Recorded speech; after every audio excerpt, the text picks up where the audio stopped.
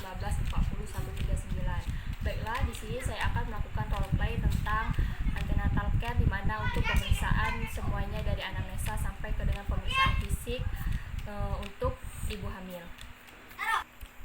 Yang pertama kita lakukan adalah menyapa klien dengan ramah dan kontak mata dengan pasien, dan mempertahankan senyum, berbicara dengan dua arah, dan badan agak condong ke depan, dan intonasi bahasa sangat jelas supaya mudah dipahami oleh pasien. Assalamualaikum Ibu. Waalaikumsalam. Baiklah Bu, perkenalkan saya Bidan Suci. Nah, Ibu dengan Ibu siapa? Ibu Nel. Oh, dengan Ibu Nelia. Kesini sama siapa Bu? Sendiri Bu. Sendiri. Oh, suaminya mana? Kerja.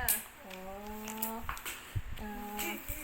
baiklah. Sebelumnya saya ingin bertanya dulu, apakah Ibu ada keluhan?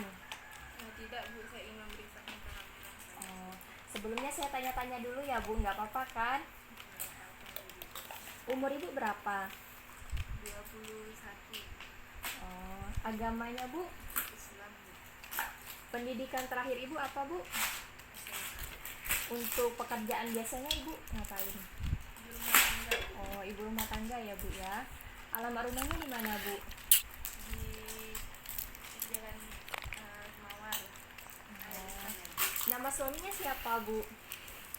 Bapak Agung. Umurnya berapa? 25 tahun.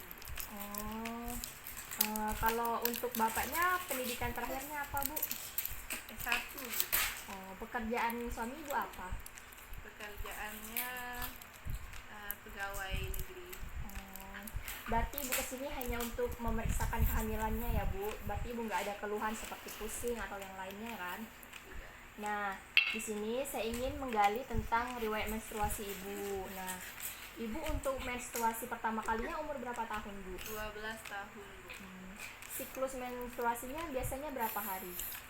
28 hari, kadang 29 hari. Biasa lamanya menstruasi berapa lama Bu? 5-7 hari. Sifat menstruasinya gimana? Lancar. Ada tidak kalau sedang menstruasi itu rasanya sakit perut seperti itu? Tidak ada Bu. Oh, tidak ada. Biasanya Ibu ganti pembalut berapa kali Bu? 3 kali, 3-4 kali Bu. Oh, biasa warnanya seperti apa Bu? Seperti warna merah juga Bu. Ini saya ingin menanyakan tentang riwayat perkawinan Ibu. Nah, Ibu ini pertama kali nikah kan? Iya. Usia berapa Ibu nikah kemarin Bu? Usia 20. Oh, ini berarti suaminya sah ya Bu ya? Sah dong Bu. Lama perkawinannya udah berapa lama Bu? Sekitar 1 tahun. 1 tahun. Jadi baru hamil ya Bu? Baru hamil ini ya Bu? Udah 1 tahun. Nah, untuk riwayat kehamilan apa ada sebelumnya pernah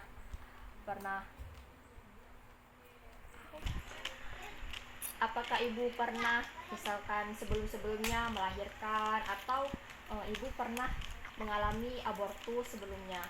Tidak ada Bu. Oh, tidak ada ya Bu ya.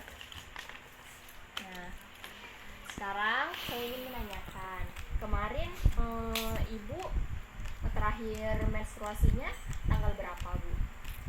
Tanggal hari Tanggal berapa Bu kemarin? tanggal 20 Maret Bu. Oh, 20 Maret. Berarti saya hitung dulu ya Bu ya umur kehamilan Ibu.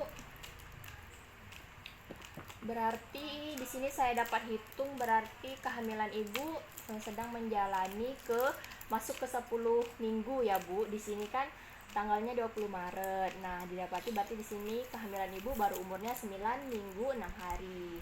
Berarti baru memasuki 10 minggu ya Bu ya. Nah, untuk HPHT-nya prediksi persalinan Ibu adalah tanggal 27 bulan Desember 2020 ini ya Bu. Nah, ini saya mau menanyakan, apakah Ibu baru pertama kalinya untuk cek kehamilan Ibu? Iya Bu, Bidan baru sekali ini. Baru sekali ini ya. Lakukan pemeriksaan. Nah, untuk ini saya ingin menanyakan tentang imunisasi yang suntik seperti itu. Apakah ibu sudah menerima suntik di waktu SD misalnya? Sudah. Kemarin pas calon jadi pengantin kemarin udah disuntik belum? Sudah, Bu. Ini berarti kunjungan pertama berarti belum disuntik ya Bu ya? Belum. Apakah ibu sudah pernah mengonsumsi tablet FE? Belum, Bu. Kan baru sekali Ini kunjungan. baru kunjungan ya. Nah, di sini saya ingin menanyakan data kesehatannya Bu.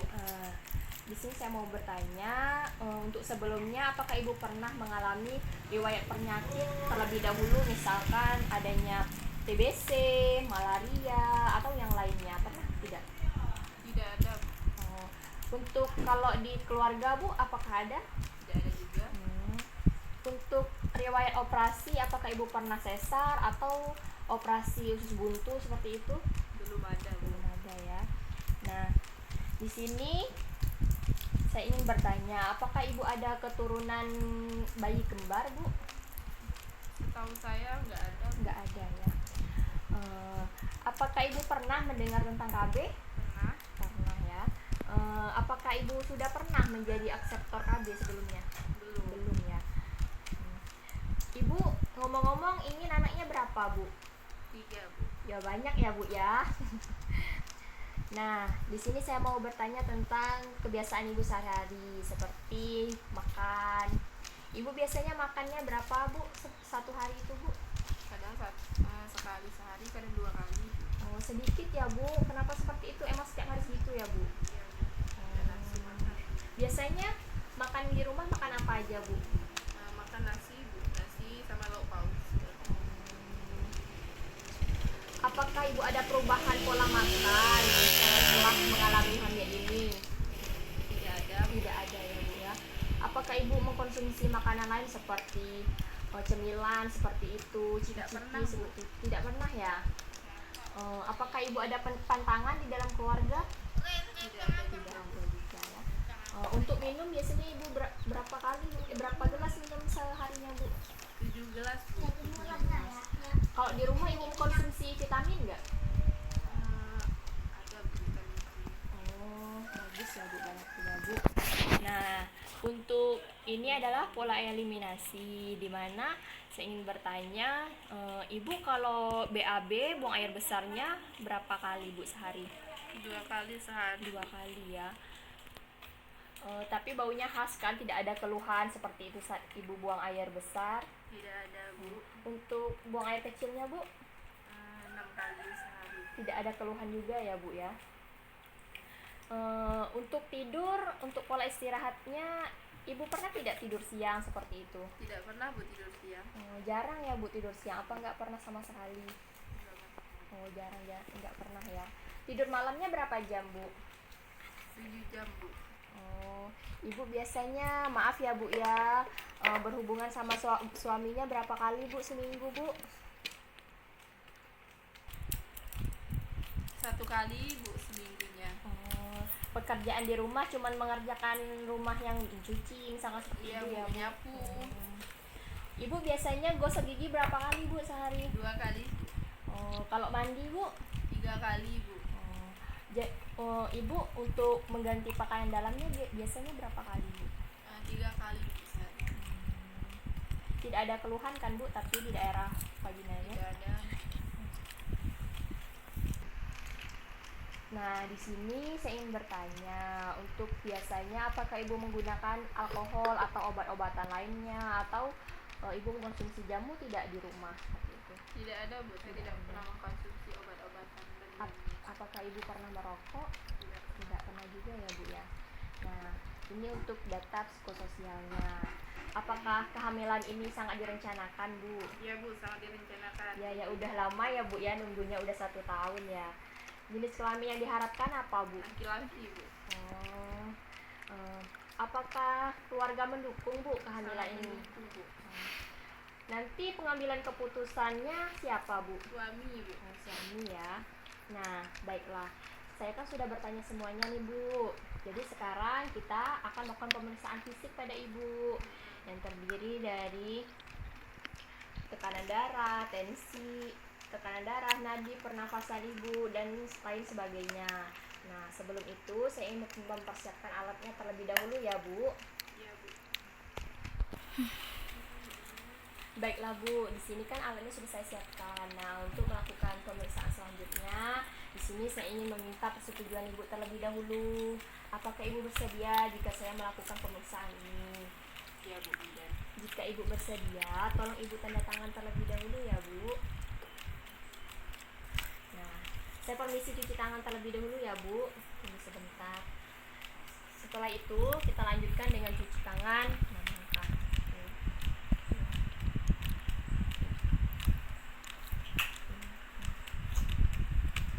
keringkan dengan handuk bersih.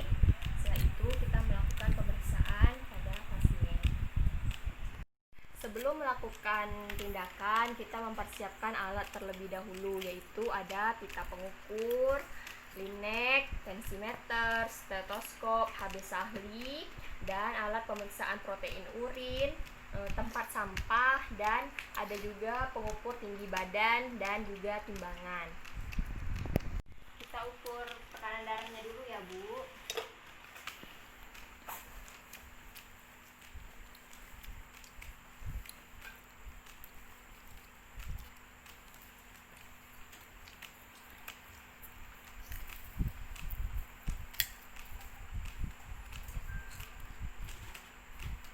Baiklah, didapati di sini tekanan darah ibu normal 120/80. Pernapasannya juga normal 18 kali per menit dan nadi ibu 72 kali per menit. Suhunya normal ya Bu ya, 36,5 derajat Celcius. Baiklah Ibu, boleh kita timbang dulu berat badannya. Iya Bu.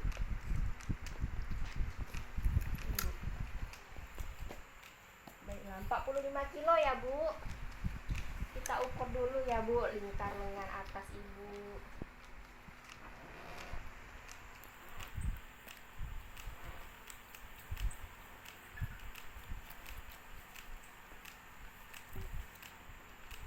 Baiklah, didapati di sini ukuran lingkar lengannya 22 ya Bu, 22 cm ya Bu.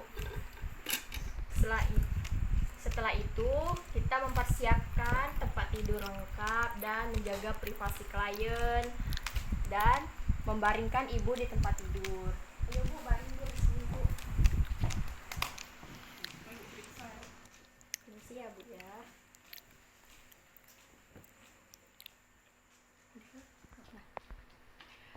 Setelah itu posisikan ibu dengan senyaman mungkin. Apakah ibu sudah nyaman Bu seperti ini Bu? Sudah. Setelah itu kita lakukan pemeriksaan terlebih dahulu, yaitu di bagian kepala, yaitu rambut ibu. Permisi ya Bu. Didapati di sini rambut ibu bersih, tidak ada ketombe, warnanya hitam ya Bu. Setelah itu periksa mata ibu. Periksa di sini terlihat konjungtiva merah muda, sklera putih, tidak ada pembekakan, dan didapati di sini.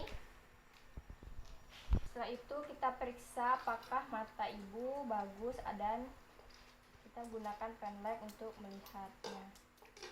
Bagus ya Bu ya. Setelah itu kita cek muka ibu, lihat apakah ada klosma atau odem. Di sini terlihat tidak ada klosma dan tidak ada odem. Bagus ya Bu ya. Nah, untuk hidung tidak ada polip, dan untuk mulut coba Bu buka sedikit Bu. Gigi tidak ada karies dan bibirnya bagus, lembab. Setelah itu kita periksa telinga ibu, tidak ada serumen. Setelah itu kita meriksa leher ibu. Permisi ya Bu untuk melihat apakah ada tidaknya pembekakan dan kelenjar tiroid. Di sini didapati tidak ada. Sakit tidak Bu? Coba menelan Bu. Tidak. Berarti di sini tidak ada kelenjar tiroid dan tidak ada pembekakan. Kita permisi untuk memeriksa payudara ibu dan memintanya secara dengan sopan. Ibu, di sini saya ingin memeriksakan payudara ibu. Apakah ibu mengizinkannya, Bu. Iya, Bu. Permisi ya, Bu ya. Saya buka dulu bajunya. Setelah itu perhatikan payudara simetris atau tidak, areola dicek apakah ada tidaknya di areola hiperpigmentasi pada areola. Didapati di sini tidak ada. Perhatikan pupuk susu sudah menonjol apa belum, dan tidak ada benjolan. Di sini didapati tidak ada benjolan. Bagus ya, Bu ya. Iya, Bu.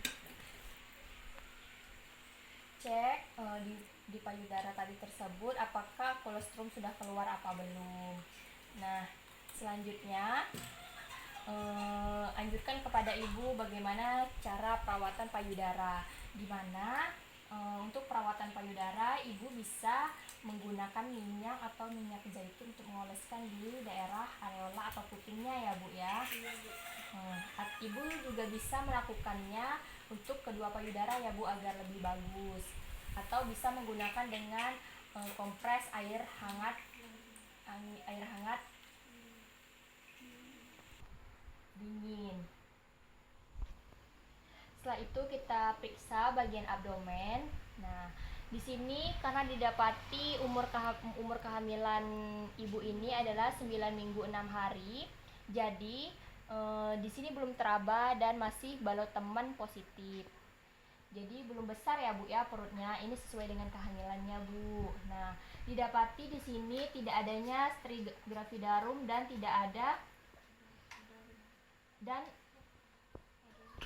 adanya linea. Setelah itu tidak perlu dilakukan leopard karena usia kehamilan masih 9 minggu 6 hari, jadi tidak perlu dilakukan leopard karena ini masih beloteman positif. Periksa di bagian limfu apakah ada pembekakan di bagian hati. Setelah itu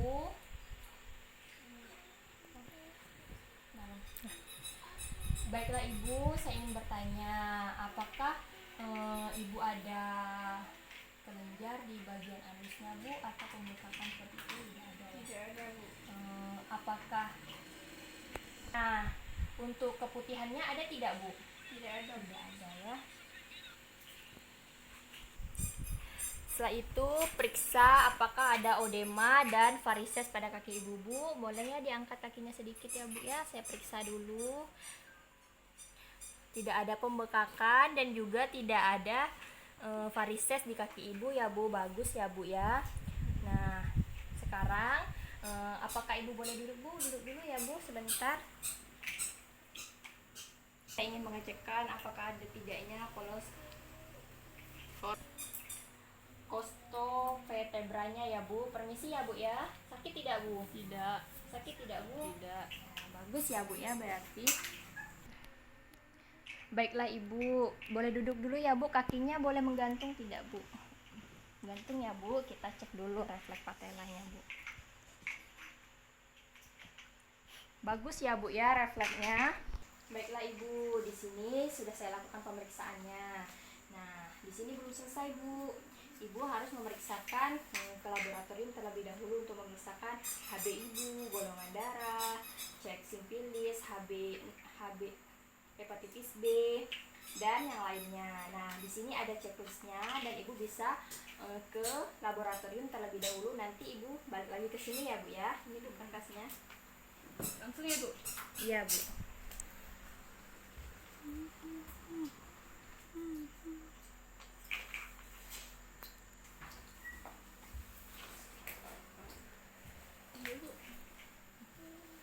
Baik, Bu, duduk dulu, Bu. Setelah itu mempersilakan Ibu duduk terlebih dahulu dan kita mendokumentasikan alat yang harus diproses untuk proses dekontaminasinya. Kita akan menyampaikan hasil pemeriksaan tadi. Sini dulu, Bu, duduk, Bu.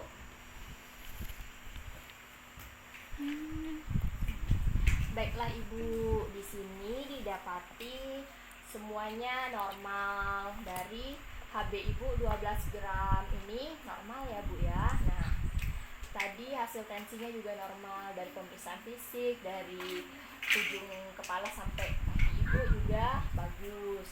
Cuman ada sedikit di sini yang mengkhawatirkan bu. Didapati tadi untuk pengukuran lila lingkar lengan ibu didapati 20 itu masih di bawah normal bu. Normalnya itu 23 cm. Nah sedangkan untuk kehamilan ini dikatakan ibu itu dalam keadaan kek bu, dimana kek itu adalah kekurangan energi kronis. Nah jadi untuk itu saya ingin menganjurkan ibu supaya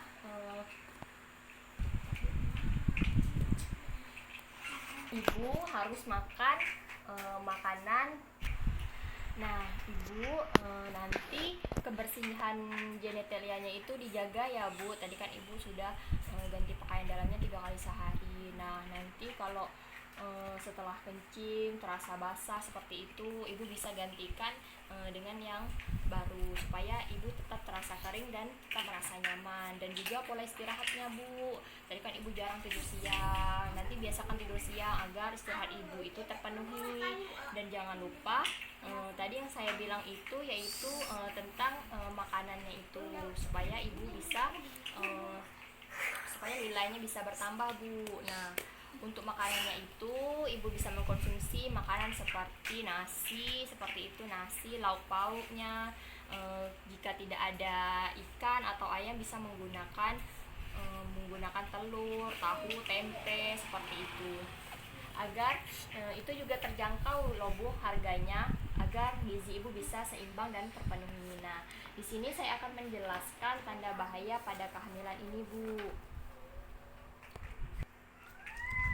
Baiklah, nah di sini ibu nanti kalau di rumah bisa mengulangnya lagi ya bu. Ini kan buku ibu. Nah di sini saya akan menjelaskan tanda bahaya pada kehamilan, dimana biasanya untuk trimester pertama ini biasanya mual dan muntah ya bu ya. Nah, mual dan muntah itu terus dan ibu tak mau makan, itu sangat berbahaya karena juga berbahaya untuk ibu dan juga janinnya bu. Demam tinggi, bengkak kaki, tangan dan wajah atau sakit kepala yang disertai kejang-kejang seperti itu. Tadi didapati kalau kaki ibu tidak ada pembekakan atau sakit yang lainnya, berarti ibu masih bagus ya bu ya, jangan sampai terjadi seperti ini. Nah kalau ada rasa janin yang dirasakan kurang bergerak dibandingkan sebelumnya, itu juga ditakuti ibu, karena takutnya ada kelainan di janin.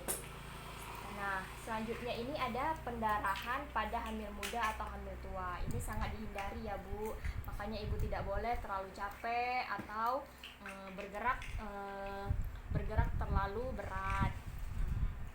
Terus di sini ada air ketuban keluar sebelum waktunya. Nah ini disebut jika belum waktunya melahirkan, air ketuban itu sudah keluar terlebih dahulu. Nah itu sangat berbahaya bu. Jadi ibu harus tahu ya ini semua. Jika ada tanda-tanda seperti ini, ibu cepat-cepat datang ke tempat kesehatan terdekat bu. Iya bu. Nah di sini sudah saya jelaskan semuanya. Nanti ibu balik lagi ke sini 1 bulan ke depan lagi. Di sini kan tanggal 28 Mei, berarti ibu akan kunjungan ke sini 28 Juni ya bu, 28 Juni lagi ke sini. Nanti bulan depan ya bu ya? Iya bulan depan bu. Tapi jika ibu ada keluhan yang lain boleh datang ke sini lagi bu. Tapi untuk periksa tidak apa-apa di bulan depannya. Setelah itu saya akan menjelaskan bagaimana untuk persiapan persalinannya bu. Nanti persiapan persalinannya akan saya jelaskan di waktu ibu memeriksakan kehamilan, nanti saat kehamilannya sudah besar ya bu ya. Iya bu. Nah di sini saya akan memberikan vitamin dan juga vitamin. Nanti ibu ambil ke apotek puskesmas ya bu ya. Nanti saya akan catat. Baiklah, di sini sudah saya jelaskan semua ya bu. Apakah ibu sudah mengerti yang saya jelaskan tadi? Sudah bu. Nah jika ibu sudah jelas, boleh bu untuk diulangkan apa yang sudah saya jelaskan tadi bu. Tanda-tanda bahaya pada kehamilan